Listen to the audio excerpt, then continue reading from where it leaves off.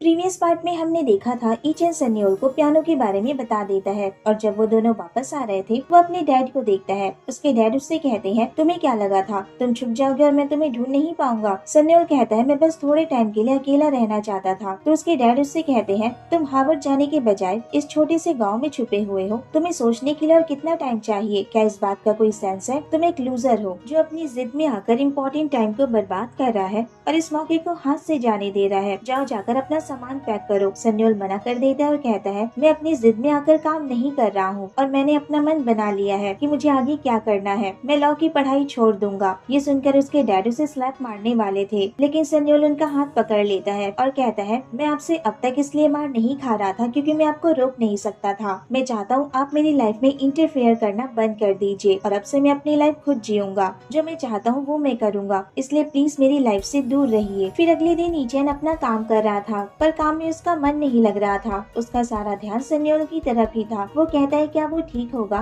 मुझे उसकी चिंता हो रही है, कल की सिचुएशन बहुत ज्यादा ही डरावनी थी। वो यही सब सोचता है और जब उसकी बहुत चिंता होने लगती है तो वो उससे मिलने चला जाता है। वहाँ पहुँचता है तो देखते हैं सामने कुछ सामान रखा हुआ था और सन्योल अपना काम कर रहा था। ईचन उससे पूछता है कि ये सब क्या है, तो सन्योल उसे बताता है कि ये सारे इक्विपमेंट उसके दोस्त ने भेजे हैं। ईचन कहता है इतने सारे, तो सन्योल कहता है उसने काम करने के लिए हाँ कह दी है तो उसके दोस्त ने ये सारा सामान भेज दिया। ईचन कहता है क्या वो म्यूजिक बनाना शुरू करना चाहता है? सन्योल कहता है हाँ। तो ईचन इसके लिए उसे गुड लक कहता है और कहता है कि फ्यूचर में उसके डैड इस बात को जरूर समझ जाएंगे। फिर उससे कहता है क्या वो इसमें उसकी कोई हेल्प कर सकता है? सन्योल कहता है हाँ, एक चीज है जो तुम कर सकते हो। ईचन कहता है वो क्या है? तो सन्योल उसे घर से बाहर जाने को कहता है क्योंकि वो अपने काम में उसकी वजह से फोकस नहीं कर पा रहा था, लेकिन ईचन उसे छोड़कर नहीं जाना चाहता था। वो कहता है क्या वो उसे इतना परेशान करता है? तो सन्योल कहता है तुमने ही कहा था कि तुम मेरी किसी भी चीज में हेल्प करोगे। ईचन कहता है हाँ लेकिन, तो सन्योल उससे कहता है मेरा काम पूरा हो जाएगा तो मैं तुम्हें कॉल करूंगा। तो ईचन कहता है उसने ठीक से गुड बाय भी नहीं कहा, वो कितना हार्टलेस है। इसके बाद जब वो खाना खा रहा था तो उसे भूख भी नहीं लग रही थी, वो कुछ खालीपन सा फील कर रहा था और उसे इस तरह देखकर उसकी मॉम को चिंता होने लगी थी। वो उससे कहती है मुझे डर है कि कहीं तुम पागल तो नहीं हो रहे हो। तो ईचन कहता है मैं तो पहले ही पागल हो चुका हूँ। फिर जब वो सो रहा था तो उसे नींद भी नहीं आ रही थी, वो सन्योल को मिस कर रहा था और वो उसे इतना मिस कर रहा था जिसकी वजह से न तो वो ठीक से खा पा रहा था और न ही वो सो पा रहा था। फिर अगले दिन वो मार्क से कहता है उसे लगता है कि उसका दिल पूरी तरह से टूट जाएगा। तो मार्क उससे कहते हैं लव सिकनेस सच में बहुत डरावना है। फिर जब इतनी कोशिश करने के बाद भी उसका मन नहीं मानता है तो वो सन्योल को देखने चला जाता है और जब वो वहाँ जाता है तो डोंगसिक उसे देखकर भौंकने लगता है। वो डोंगसिक को चुप कर आता है और उसे कुछ खाने को दे देता है और उससे कहता है कि वो देखने आया है कि सन्योल ठीक है या नहीं। वो उसे देखने के बाद वहाँ से चला जाएगा। फिर छुप कर अंदर जाता है तो देखता है रूम में सारा खाने पीने का सामान फैला हुआ था और सन्योल फ्लोर पर बेहोश पड़ा हुआ था। ईचन उसे देखकर घबरा जाता है और तुरंत उसके पास जाकर उसे गोद में उठा लेता है और उससे पूछता है कि क्या वो ठीक है। सन्योल कुछ बोलने की हालत में नहीं था तो वो सिर हिलाकर हाँ में जवाब देता है। फिर ईचन उसे डांट रहा था क्योंकि वो बहुत जिद्दी है और इतना पल दिखने के बावजूद भी हॉस्पिटल नहीं जा रहा था। सन्योल कहता है वो बस कुछ दिनों से अच्छे से सोया नहीं है, इसके लिए हॉस्पिटल जाने की क्या जरूरत है। ईचन कहता है वो अच्छे से खाना भी नहीं खा रहा है जिसकी वजह से वो इतना पतला हो गया है, क्या वो बेवकूफ है? सन्योल कहता है क्या वो उस पर गुस्सा है? ईचन कहता है नहीं, वो बस स्पीचलेस है। क्या वो जानता है उसे फ्लोर पर बेहोश देखकर उसकी क्या हालत हो गई थी? अगर वो उसकी बात मानकर उसे देखने नहीं आता तो उसका क्या होता? सन्योल कहता है एक तुम ही हो जिसे मेरी इतनी चिंता है। ईचन कहता है ये सुनकर उसे खुशी हुई और वो उसे यहाँ आने से मना ना करे। वो जानता है उसकी वजह से उसके काम में रुकावट आएगी, लेकिन वो उसे टीवी की तरह समझे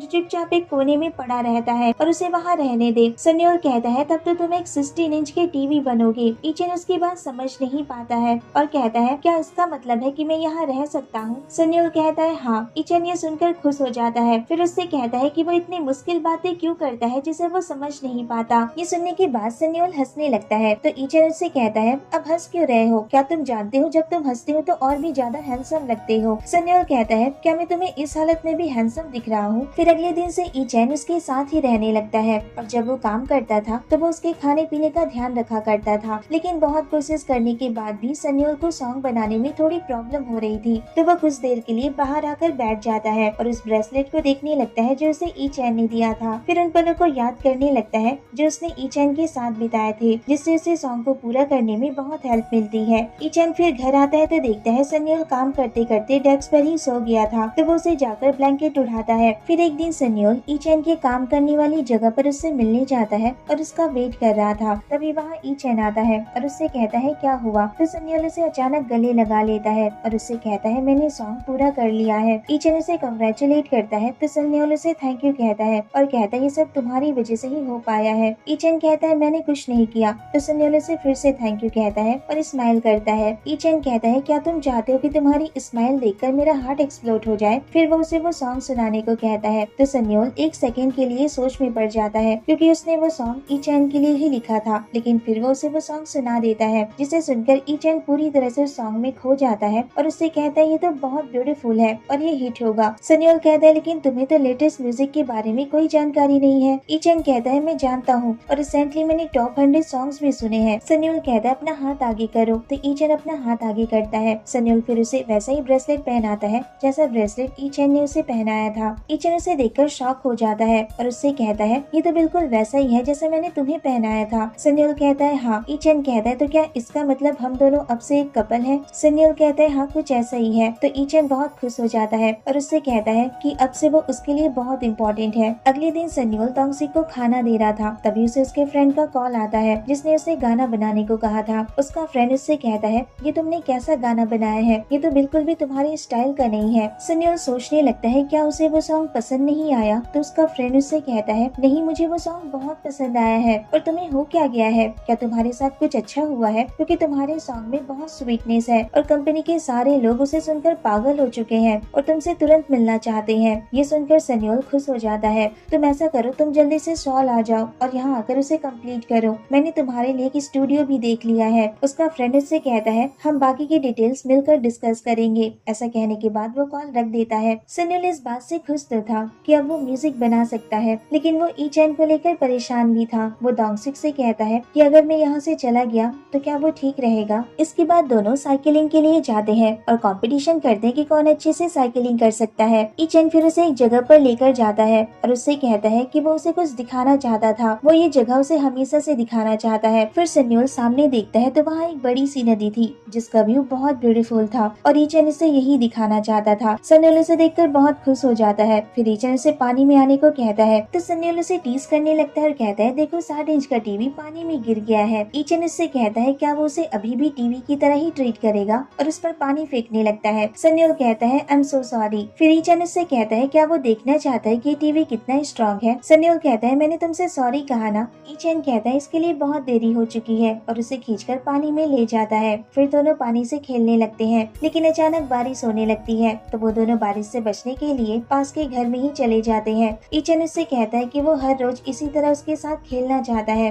तो सन्योल उससे कुछ कहने वाला होता है, लेकिन तभी ईचेन उससे कहता है क्या वो सॉल जाने से पहले उसकी एक विश पूरी कर सकता है। ये सुनकर सन्योल को शॉक लगता है क्योंकि वो यही बात उसे बताना चाहता था। सन्योल उससे कहता है क्या तुम इस बारे में पहले से जानते थे, लेकिन तुम्हें ये बात कैसे पता चली। ईचेन कहता है मुझे ये दोंगसिक ने बताया। फिर हमें एक फ्लैशबैक दिखाया जाता है जहाँ पर सन्योल दोंगसिक से कह रहा था कि वो सॉल जाने वाला है, लेकिन उसे ईचेन की चिंता हो रही है और ये बात ईचेन ने सुन ली थी जो वहीं खड़ा हुआ था। यहाँ पर फ्लैशबैक खत्म हो जाता है। सन्योल उससे कहता है तो तुम्हारी क्या विश है। ईचेन फिर अपना फोन निकालता है और उसे कॉल करने लगता है। सन्योल कहता है तुम ये क्या कर रहे हो। ईचेन उसे कॉल पिक करने को कहता है। सन्योल कॉल पिक करता है और उससे कहता है मैं तो तुम्हारे बगल ही खड़ा हुआ हूँ ना, तो तुम मुझे वीडियो कॉलिंग क्यों कर रहे हो। ईचेन फिर उसे कैमरे पर देखने को कहता है। सन्योल फिर कैमरे पर देखने लगता है और वो दोनों कुछ बातें करने लगते हैं और उससे कहता है कि एक प्रैक्टिस है, जब वो सॉल चला जाएगा और दोनों एक दूसरे से दूर रहेंगे तो वो इसी तरह एक दूसरे को देख पाएंगे। ये सुनकर सन्योल को भी बहुत बुरा फील होता है क्योंकि वो भी उसे छोड़कर नहीं जाना चाहता था। ईचेन उससे कहता है वो सियोल जाए और वहाँ जाकर बहुत सारे सॉन्ग्स लिखे और हर दिन उसे वीडियो कॉल करे और यही उसकी विश है। सन्योल फिर स्माइल करता है तो ईचेन उससे कहता है क्या उसके लिए हर दिन कॉल करना बहुत ज्यादा हो जाएगा, तो वो उसे 2 दिन में एक बार या फिर 3 दिन में एक बार कॉल कर सकता है। लेकिन सन्योल कुछ नहीं कहता है और अचानक उसे किस करने लगता है तो ईचेन भी उसे किस करता है। दोनों फिर एक दूसरे को किस करते हैं और इसके बाद 1 महीने बाद का सीन दिखाया जाता है जिसमें सन्योल सॉल चला गया था और वो ईचेन को कॉल करता है और उससे पूछता है क्या वो बिजी है। सन्योल उससे कहता है मैंने अभी एक नया सॉन्ग बनाया है,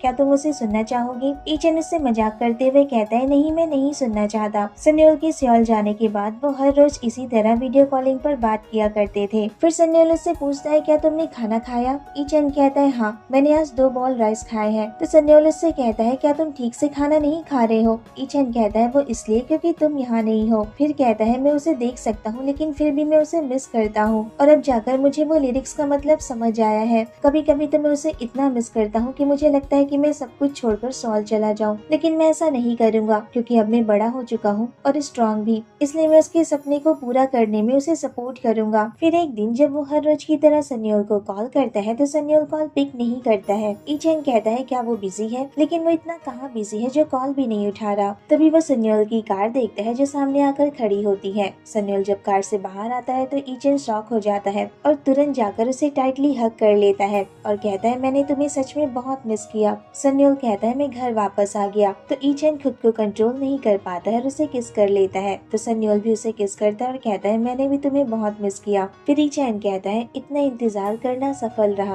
और अब वो दोनों एक साथ रहेंगे। और यहीं पर ये पार्ट खत्म हो जाता है और ये क्यूट सी सीरीज भी कंप्लीट हो जाती है। तो कैसी लगी आपको ये सीरीज मुझे कमेंट करके जरूर बताना। आई होप कि आप लोग को पसंद आई हो। अगर वीडियो पसंद आई हो तो वीडियो को लाइक, शेयर और मेरे चैनल को सब्सक्राइब करना मत भूलना। मैं जल्दी आप लोगों के लिए एक और नई वीडियो लेकर आऊंगी। तब तक के लिए बाय बाय, टेक केयर।